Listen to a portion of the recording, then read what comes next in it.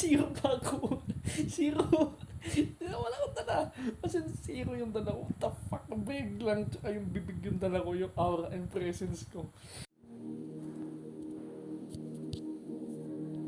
At kung gusto mo ng love, text mo na lang mga weak boys. Di pumipiyok man, ito ko meron deep voice. Ice cold, excess hindi maka-move on. May kasamang doki na gumagamit ng coupon. No need na money machine, digital yung keso. Paldo ka. Ingin ang salamin mo, ano? Nakabaligtad. Utay na. Utik. Yung mga salamin, di baligtad ba? Oho. Hihi. Oh, Jones, motherfuckers. Ay na pang ASMR to.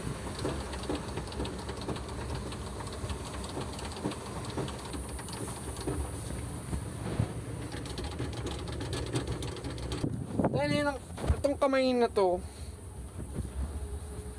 dual purpose to eh, double-edged sword. Either makabuild ng things to o makadestroy ng things to. Ayun. Damn bro. Ito may share lang ako sa inyo. Kanina naghatid kami ng backhoe sa isang site kasi mag-howling. So ang kailangan ulit is itaas yung mga kuryente. Mga linya ng kuryente kailangan itaas.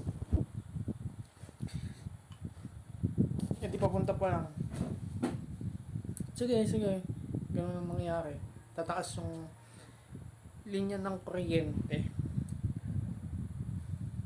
And doon kami sa may mababang part ng itataas yung kuryente. Naipitik ko. Ay, ganun ko. Sabi ko, sumigaw na ako. So, umabante. Maya nung tinignan ko. Fuck! May sumabit ah. Pinahinto ko agad. Sumigaw ako. Hop! Atras, konti. Sabi ko, atras, konti. Kasi sumabit eh. Eh di, syempre, nawala ng kuryente yung isang bahay. Ayun, sumigaw ngayon yung nanay. Yung lola, sumigaw. Sabi na, wala na kaming kuryente. Lala. So, sumigaw siyang gano'n. Biglang dumabas na kulay pula siya eh. Nakita ko.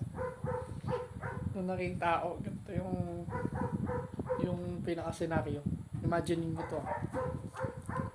Imagine niyo nakita niyo anak ni God. Tapos nagkagalit kayo.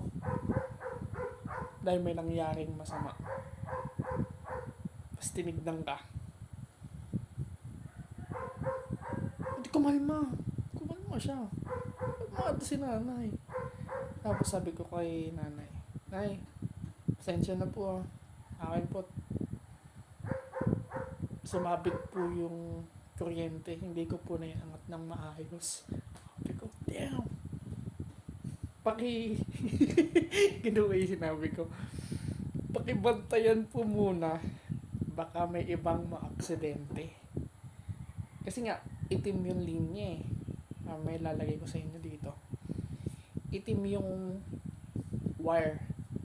Which means, hindi siya agad makikita. Tapos manipis. Ngayon, kung mabilis yung tatakbo ng motor doon, pwedeng sumabit yung sa leeg or pumulupot sa gulong, which pwede mag-cause yun ng accident, syempre. So, nung nahatid na yung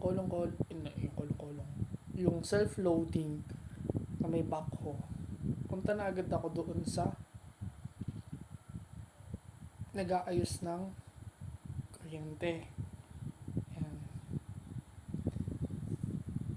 Tama, babanggitin ko yung pangalan nila. Hindi, tago ko na lang muna yung pangalan nila. So, salamat sa inyo, dalawang kuya. Wait nila. Kasi nung sinabi ko agad yun, naka-ready kasi sila eh.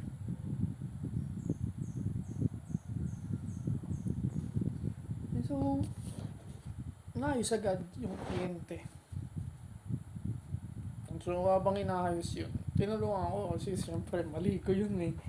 Sign of accountability yun. So, kailangan ko tumulong doon. Kaya putang inang wala akong dalang pera.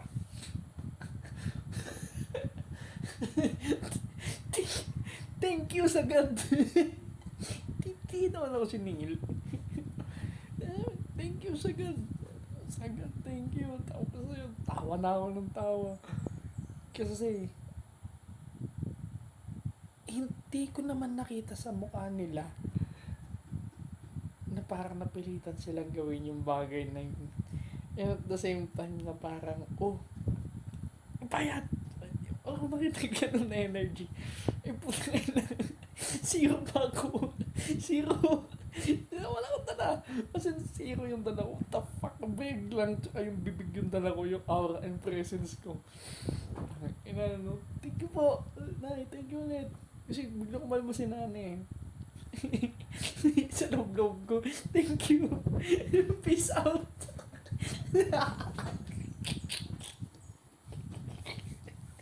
Sa loob-loob ko. Tayo ko, kaya mo kasi kay God. Tigyan mo. Siguro sa point of view ni G.O.D. nung kasi anak ko na to eh. Tigas ng ulo eh. Tatanga-tanga. Sige, ano. Tulungan yung nga anak mo. Taka-taka eh. Ano yung sinabi niya? Anyways. Naligtas yung money ko. And at the same time, naayos ng smooth ng kalmado kanina yung shit na nangyari. Lahat yun kay G.O.D. pa din. Yun nga lang tayo. Isang tick.